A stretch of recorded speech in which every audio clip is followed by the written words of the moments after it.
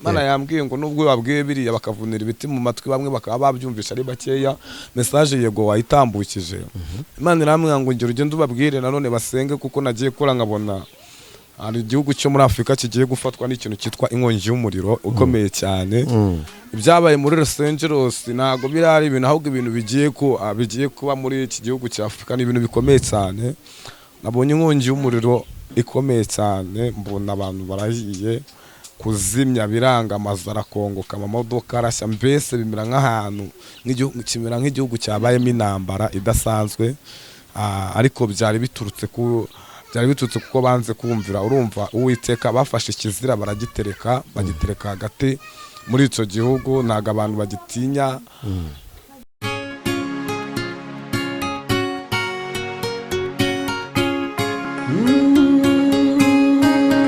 Emana we, Yesu we, ingoma yawe ni amamare. Reka tubasuhuze kandi tubifurize amahoro y'Imana, umugisha Imana itanga ubane namwe aho muherereye hose, abari mu Rwanda, abari hanze y'igihugu cy'u Rwanda, mwese ni mugubwe neza kandi mugubwe neza cyane. Ushobora kudukurikiye nyine ufite ibibazo bigiye bitandukanye, ariko reka nkubwire ngo kurira kwararira umuntu, ariko mu gitondo impundu zikavuga. Wizere Imana, niba udukurikiye urwaye wizere ko Imana igikiza abarwayi, ndetse no mu rupfu Imana igishobora gukurayo umuntu. Niyo mpamvu tugira gutya tukongera tukabana n'umukozi w'Imana, umuhanuzi. Uraho neza? Yesu ashimwe. Uraza kugerageza kuzamura mikoro ndetse wongera ijwi. Amakuru y'iminsi umukozi w'Imana. Amakuru turaho turashima Imana, ntago biba byoroshye ariko turakomera. Nubwo bitaba byoroshye, nubwo bigoranye, ariko mu ijuru hari Imana, mu ijuru hari Imana. Ubushize duherukana ubabaye uri gutambutsa message ikomeye cyane, kandi abayibonye banditse muri commentaire, habonetsemo n'abantu bagiye bavuga bati ibi bintu turabizi natwe twarabibonye. Nyuma y'uko utambukije iriya message, nta bantu baguhamagaye yenda cyangwa se bakubwiye bati ibi bintu tubibona gutya? Nago abantu kumamagara aho baramamagaye nago babura. Cyane yuko Imana itavugana n'umuntu ahubwo Imana ivugana n'abantu. Yego. Kandi rero yabincishije mifite nabo yabicishije nyine baramamagaye muri make. Yego. Barambwira ati mukozi w'Imana ibi bintu twe twarayibonye.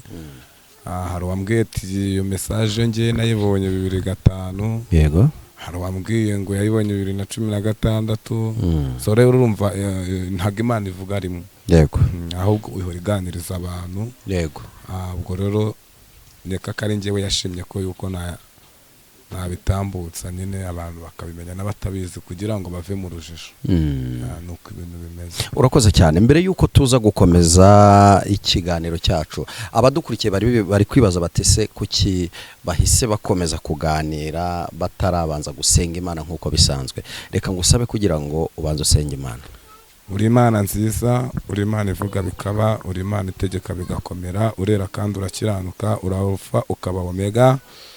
Nari mvuze ngo mu gitondo nk'iki ngiki turagushimye turaguhimbaje, watanze ingabo nyinshi zatambutse ku bwacu. Hari abantu begutse n'ibyakunda, hari n'abahuye n'inzitane nyinshi bagiye mu kazi, ariko twe twaramutse uko tubishaka, izina ryawe nirihabwe icyubahiro. Ariko tubona no kukubwira ngo ugire mu bitaro kuremo indembe zirwaye, uzibere ibinini bidasharira, utera ishinge zitaryana, kandi data ugabanye umubare warimbuka wongera umubare w'abakizwa. Nari mvuze ngo muri aka kanya tuguhaye ikaze na karibu, gahunda zose tuzise mu bise by'amaraso yawe, nk'uko wongeye n'ubundi kumagurutsa. Reka nyiringa Imana wiyoborere nk'umwami wanjye, ni mu izina ryawe Yesu, amen.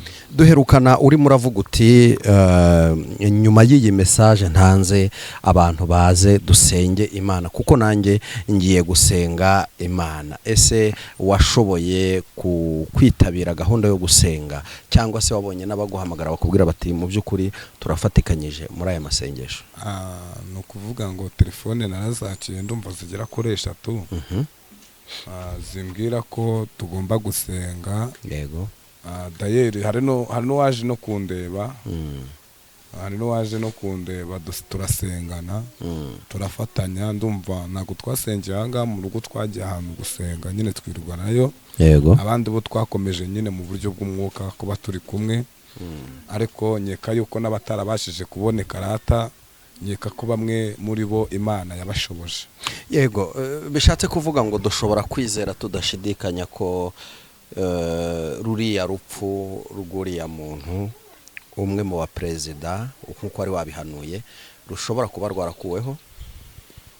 Ni ukuvuga ngo mu isi y'umwuka nta kintu Imana iranangariza ariko njye numva nezerewe yuko hari icyo Imana yakoze kuko buriya ntabwo ibintu byose ari Imana itakubwira ikintu kuko buriya kenshi na kenshi ntabwo Imana ibintu ari uko ibivuga burya iceceka yumvishe gusa iyo umunyamasengesho yasenze agasenga by'ukuri agasengana umwete isengesho n'icyo kintu kijya kivuguruza aranyeka ko hari icyo Imana yakoze kuko ndumva ndimo ndasenga ahubwo nuko nakomeje kugenda nakira ayandi mahishurirwa agiye atandukanye.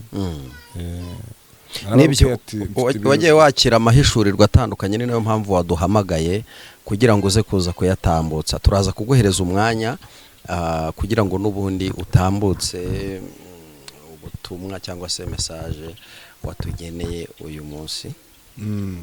Ibintu biraruhije ibintu birakomeye ibintu bigeze bandabaga ni musenge mutisengesheje kandi musengeshe umwuka uteka njye jya mbabwira ngo ubuzima budasenga mu by'ukuri nta shusho baba bufite. Iyo murimo muramukarana n'abantu satani arashe umwambi barimo baragaruka bakicuza bagasanga ko bayobye. Ejo nahoze ndeba indirimbo Theo yasohoye nsanga irandirimbo iri mu butumwa bwinshi mu by'ukuri Theo ubona ko nawe arimo arashaka kugaruka ku rufatiro ati ndaje nongere nicare nicuze ndeba ahantu ibintu biri gupfira ni nko kuvuga ati ndabona ibintu byose byazambye none agiye kongera agaruke ku karago. Yego kuko arabizi ibintu byose biva ku karago ndagira ngo hari yenda yabiririmbye bitewe nuko umugore cyangwa se mama Eric amaze igihe kinini arembye akaba aho Imana ntiyabiri kumukanguza ibibazo. Icyo ni icyambere icya kabiri buriya nutakaza ubuhamya bwawe kugira ngo uzapfe kubugarura bizagora. Rero urumva rero Theo twari tumuzi nk'umuntu watakaje ubuhamya. Hari umubyeyi nibagiye pasiteri nibagiye izina ryiwe yaravuze aravuga ati Theo uko arimo arakora bitandukanye na Theo tuzi. Yego ati kubera yuko ubu hagezweho indirimbo zo kuramya no guhimbaza guhogoza kumenekera Imana ntabwo biraba ikigezweho ariko so ntabwo ibyo ari byo ngiyemo cyane ko atari byo byananzanye ahangaha ariko ndi kubwira abantu ngo basenge. Urabona ko na Theo yagarutse nawe yamenye yuko gusenga ari ubuzima kandi gusenga ari imibereho kuko nkeka ko gategure ahagazeho uyu munsi yakomeza akagenda mu nzira Imana imushakamo se yakagombye kuba ariho. Iyo uvuze gusenga gukomeza gushishikariza abantu gusenga bintera kwibaza iki kibazo. Hari abantu bavuga ko muza hano kuri social media cyangwa se ku mihanda ngo ari ukugira ngo mumenyekane ariko iteka ryose wowe iyo tubanye ubushishikarije abantu gusenga harya kuba wicaye ku mihanda reka mbivuge mu mvugo y'iki gihe inyungu bigufitiye ni iyihe? Nje ikintu cya mbere Yesu yavuze ijambo rikomeye Petero yavuze ijambo rikomeye mu byakozwe n'intumwa ibice 10:30 ndumva na 4 na 5 agezeho bita kwa Koroniyeri aravuga ngo noneho menye neza yuko mu mahanga yose umuntu wubaha Imana agakora ibyo gukiranuka Imana igira gute imwemera. Yesu nawe avuga ijambo rikomeye aravuga ngo mugende mubwire abantu bose mubabwire iby'inzira mubabwire ibyo gukiranuka abemera mubabatize mu izina ryanjye. Hanyuma rero nje icyo inyungu nkuramo nuko mba ndi kwamamaza ubutumwa bwiza bwa Yesu kubera yuko ntago ngeneye izina umusitari wa mbere ni Yesu Kristo wapfuye akazuka. Niwe musitari rero ntago nge nshaka ubusitari kuko ubusitari bwa mbere ni Yesu ubutanga. Urakoze cyane ntabwo twakubaza ibintu byinshi ngo twibagirwe ko ufite ubutumwa cyangwa se message ushaka gutangariza abantu bari hirya no hino badukurikiye reka nguhereze umwanya ubundi ujye mbere. murakoze. Abantu bashobora kuba nta nubwo nigeze nivuga amazina ni Emmanuel Hashakimana, ndi umukristo, ndi mwene so muri Kristo Yesu. Twihuse reka tubanze dusome ijambo ry'Imana. Abo dusomera mu Bami ba mbere ibice 22 umurongo wa 28.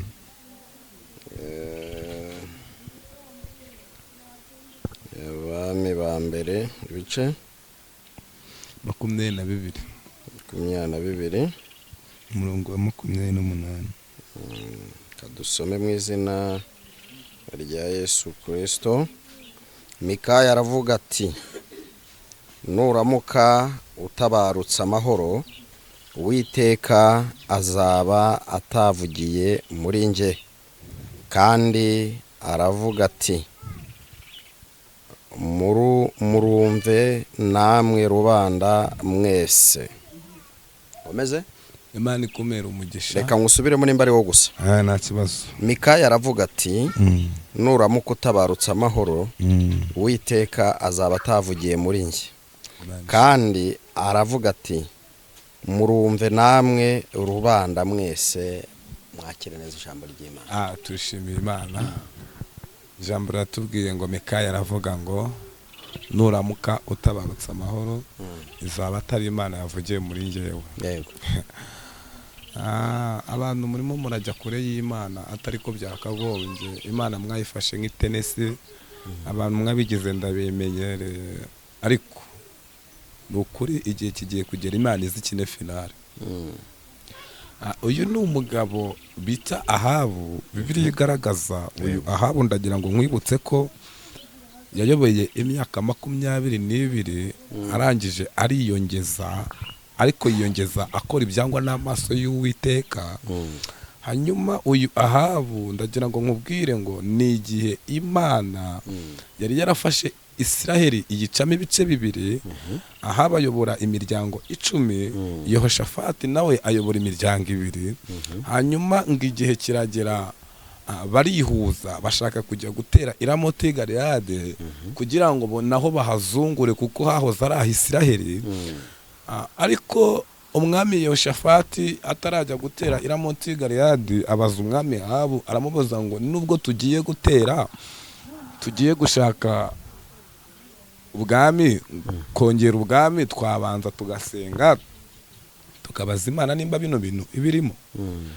Mbonereho kubabwira message ivuga ngo ibyo ukora byose yoboza Imana inzira. Ibyo waba utunze byose utayoboza Imana inzira ni impfabusa.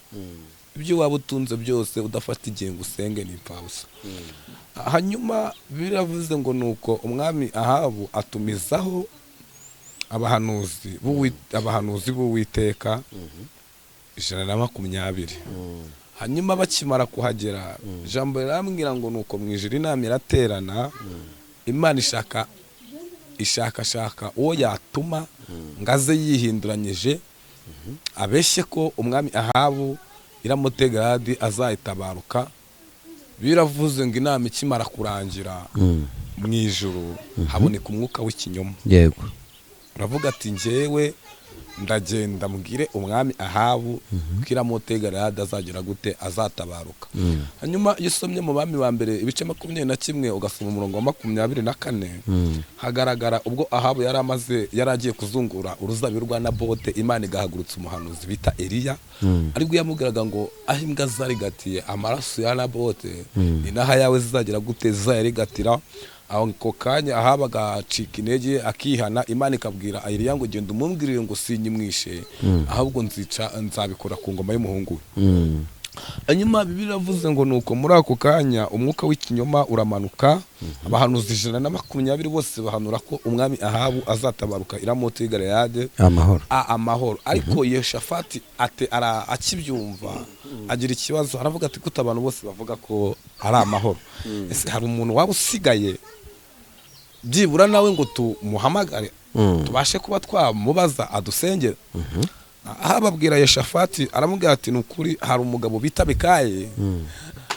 Hanyuma uyu Mikaya nabyiza bimuvamo, igihe cyose ambwira ibintu bibi,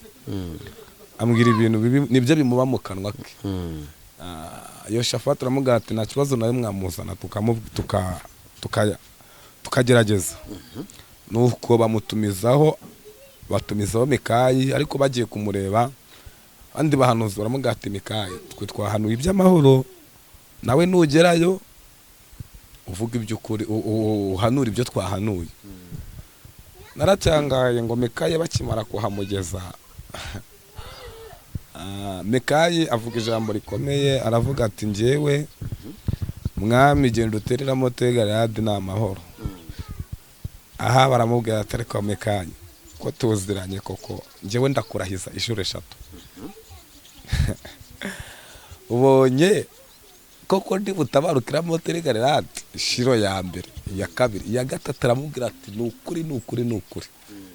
Mbonye mwijoro inama iterana, mbonye uhagaze mu bikingi by'amarembo y'imo Galeyadi, mbonye nuhavuye. Aramubwira ati nubona utabarutsiramo Galeyadi nzaba nari umuhanuzi. Biravuze ngo umwami akibyumva ahita atumizaho umukuru w'ingabo, aravuga ngo murabona iyi mbwa muyijyane muyifunge, njyewe nzayica ubwo nzaba mvuye kunesha urugamba iramo Galeyadi. Niko byagenze. Mikayi aravuga ati ntabwo uzataha, nanjye nzaba nari umuhanuzi. Ijambo rirambwira ngo urugamba ruba urugamba. Ubwo nagiye, rumaze kuba urugamba ngo barakesha, mu gitondo ngo hari umusirikare yari agiye gutaha adafoye. Aravuga ati ariko wagerageza amahirwe. Agerageje amahirwe ngo agifora, ngo umuheto uragenda urakata, uhita wikubita mu rubavu rw'umwami Ahabu. Dore yuko Ahabu ajya ku rugamba yari yafashe imyenda yiwe ayihinduranya n'iy'umusirikare, yegera undi wundi. Ariko nta muntu ugihisha ijisho ry'Uwiteka, aho ubona abantu batakureba wibuka ko ijisho ry'Imana rikureba. Icyo usabwa ni ugukiranuka. Natangaye muri no minsi tugeze mu bihe mbanza byimeruka, ya minsi y'inyongeza Imana yaduhaye imeze nk'aho iri hafi kurangira. Ko iyo urebye amayerekwa turimo turagenda twakira, ni amayerekwa akomeye cyane, kandi akomeye cyane, ashishikaza kugaruka kwa Yesu. Ko Yesu agiye kugaruka, abantu babe maso, kuko nubwo Yesu arimo aratoranya, arimo arakura intama mu ihene, ariko bibuke ko arimo arasubira inyuma yongera kukabara. Ijambo ravuze ngo urufatizo rw'Uwiteka ruracyahagaze, ruriho ikimenyetso rwanditseho ngo Uwiteka aza abantu be, ariko arimo arongera kubara bundi bushyashya. Niyo mpamvu muri byavuze ngo abagezeho bageze gute, baragwiriye, ariko abandi bari mu nzira. Ngo nimba ushaka ko tujyana ugire gute, uze tujyane wihane. Rero Imana iri kongera kutoranya bundi bushyashya. Ngo nuko ako kanya umuheto wikubita mu rubavu rw'umwami Ahabu, Ahabu yikubita hasi nk'uko Eliya yari yabihanuye. Koko ngo igare riramujyana, rimushyira hehe, rimushyira hahandi imbwa zarigatiye amaraso ya Naboti. Hanyuma turashima Imana ivuga kandi ikanasohoza, ko n'Imana irindi jambo. Gusa impamvu nari mvuze rino jambo, nanze kurirwa njya mu busobanuro ngo ndisesengure cyane, ndivuge ibintu byinshi cyane. Ahubwo icyo nabwira abantu ni musenge, kuko ibintu birakaze, ibintu birakomeye.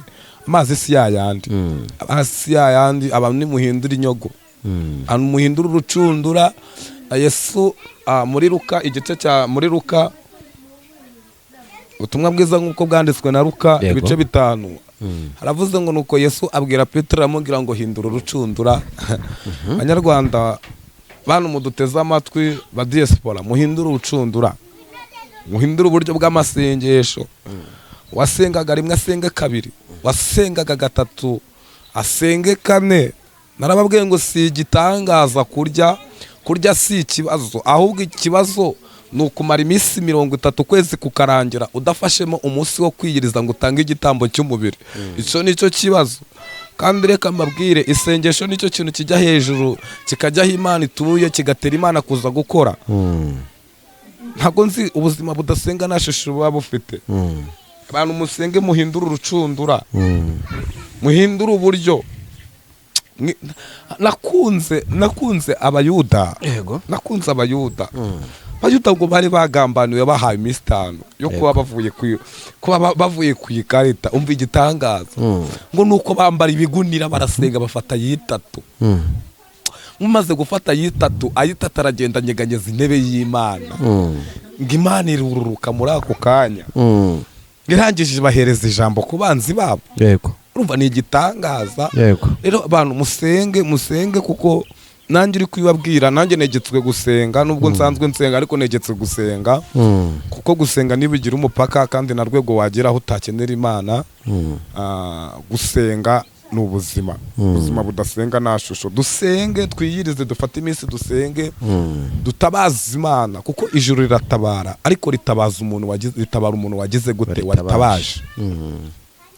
Rero nacyangaye ubwo nari ndimo nasenga ino minsi ndi muri amasengesho, Imana yambwiye ngo nubwo babwiye biriya bakavunira ibiti mu matwi, bamwe bakaba babyumvisha ari bakeya, message yego wayitambukije. Imana iramwanga ngo ngire ugende ubabwire nanone basenge, kuko nagiye kora nkabona hari igihugu cyo muri Afurika kigiye gufatwa n'ikintu cyitwa inkongi y'umuriro ukomeye cyane. Ibyabaye muri Los Angeles ntago birari ibintu, ahubwo ibintu bigiye kuba muri iki gihugu cya Afurika ni ibintu bikomeye cyane. Nabonye inkongi y'umuriro ikomeye cyane, mbona abantu barahiye, kuzimya biranga, amazu arakongoka, amamodoka arashya, mbese bimera nk'ahantu nk'igihugu cyabayemo intambara idasanzwe. Ariko byari biturutse kuko banze kumvira. Urumva Uwiteka bafashe ikizira bagitereka hagati muri icyo gihugu. Ntago abantu bagitinya guhuza imibiri yabo bahuje ibitsina. Uko Imana yarimbuye Isodoma n'Igomora, niko Imana imanukiye muri kino gihugu. Ije kugira gute? Ije kwatsamo umuriro.